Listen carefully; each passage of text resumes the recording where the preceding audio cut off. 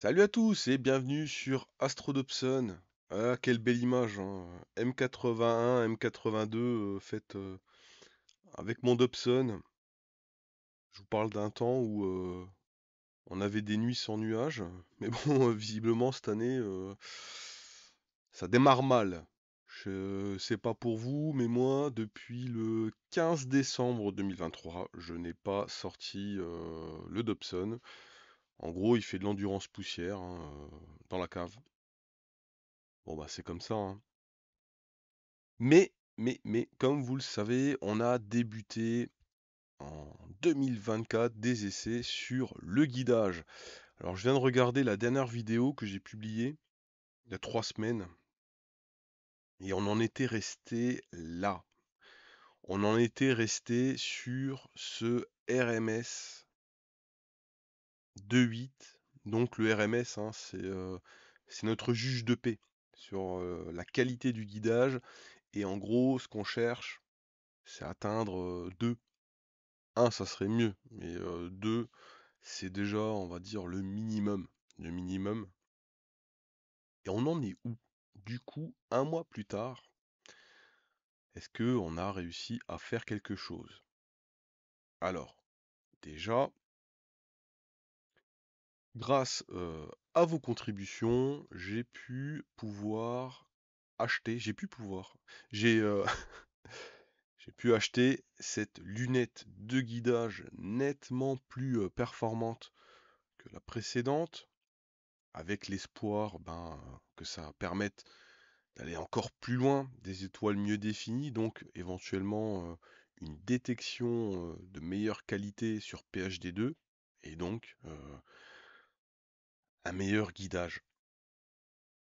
Et ben, on en est où? On en est à une valeur de 2,72. Petite capture d'écran d'une de mes sessions.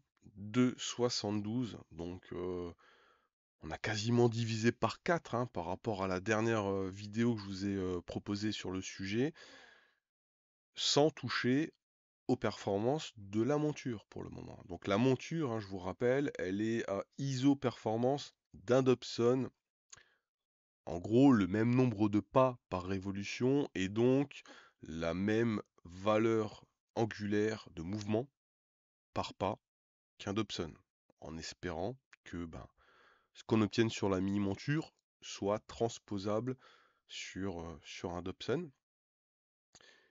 Mais bon, malheureusement, entre guillemets, on va dire que là, j'ai l'impression de plafonner. C'est-à-dire que jusqu'ici, dès que je faisais un nouvel essai, je peaufinais les valeurs et j'arrivais à quelque chose de vraiment mieux. Hein, on est passé quand même de 15, hein, pour mémoire sur les premiers essais. Après, je connaissais pas trop PHD2, mais on est passé de 15 à 11, puis 8, 6, et puis maintenant 2,72. Alors 2,72, mais malheureusement, c'est une valeur qui, on va dire, est une performance sur toute une session. Je le tiens pas forcément tout du long. Après, attention, hein, puisque le RMS se calcule avec les min et les max. Donc, il faut pas non plus préjuger sur 15 minutes de mesure. Si on a, par exemple, à chaque fois des séquences de 30 secondes qui sont bonnes ou de 45 secondes qui sont bonnes, et puis un petit pic, bon bah ça va faire une photo qui va être un déchet. Et ça, bon, bah, des déchets quand on fait des sessions photo, on en a, c'est pas quelque chose non plus d'inacceptable. On progresse, on va de plus en plus loin, mais quand même, aujourd'hui, je pense que ça a l'air quand même de confirmer ce que j'imaginais dès le début, c'est-à-dire que un Dobson n'a pas suffisamment de pas par degré et donc de pas par pixel d'échantillonnage du setup pour réussir à faire quelque chose de parfait en autoguidage. Et encore une fois, grâce à vos contributions, ça y est, j'ai pu faire l'acquisition donc de poulies. et de courroie. Et je vais donc maintenant pouvoir faire un nouvel upgrade de la mini-monture. On va multiplier par 3 le nombre de pas, pardon, c'est en cours de conception. Au niveau des moteurs Alt, puisqu'il y en a deux sur la monture, on est pas mal, c'est fait, il n'y a plus qu'à l'implanter. Au niveau de la Z, c'est un peu plus, c'est un peu plus compliqué à venir implanter. Il y a un peu plus de travail. Il va falloir revoir le support moteur, etc. Bon, c'est pas un truc ultra compliqué. Il y a juste un peu de temps à consacrer pour faire une pièce qui permette de notamment régler les tensions courroie.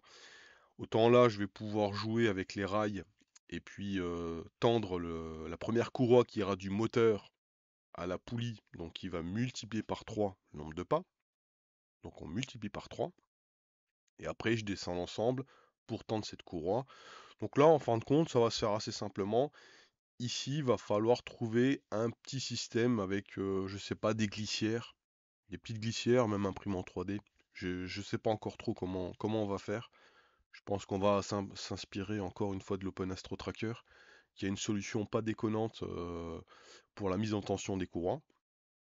Et on va comme ça réussir à aller encore plus loin en performance. Là, on sera plus représentatif d'un Dobson, hein. Mais la question, c'est est-ce que si je multiplie par 3 le nombre de pas par révolution d'axe, est-ce que je vais diviser par 3 le RMS?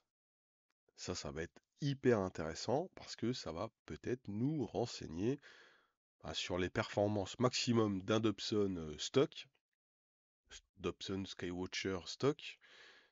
Il y a comme ça pas mal de personnes à qui je commence à justement dialoguer qui ont motorisé leur Dobson avec OnStep. Et eux, ben, dans leur solution de motorisation, ils ont un nombre de pas nettement supérieur. Donc là aussi, c'est intéressant de voir si ces personnes-là, dans une idée de faire de l'autoguidage, arrivent à avoir des performances supérieures. Alors ce que je vais aussi commencer à faire, petite idée comme ça, je vais d'abord juste monter en puissance sur le Alt et conserver le AZ identique à ce qu'il est par défaut. Et on va voir si ça a déjà un changement, s'il se passe quelque chose. Pourquoi je dis ça? Parce que,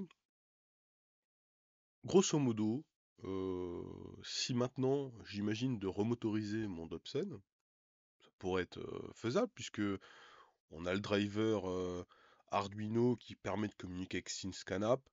Donc dans l'idée, si on doit aller chercher un nombre de pas supplémentaires, bon, on va forcément passer par une remotorisation du Dobson.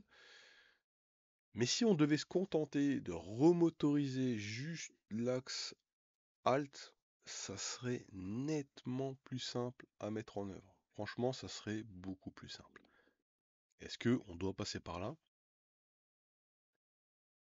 À voir. Et c'est la suite des opérations. Donc, toujours continuer sur cette monture d'essai, cette monture prototype qui me permet de faire des mesures et de confronter tout ça ben, aux performances et aux paramètres de cette mini-monture qui sont celles d'un Hobson et ensuite voir comment on peut aller plus loin, jusqu'où on peut mener la version standard et jusqu'où on peut mener une version un peu améliorée. Voilà, c'était tout pour aujourd'hui. Donc, bah, ça avance bien, ça fait plaisir de voir que bah, les résultats sont là, malgré un temps, encore une fois, qui est absolument pas de notre côté. Bon, on arrive à faire des choses. Et ben, je vous dis à très vite pour la suite de toutes ces expérimentations.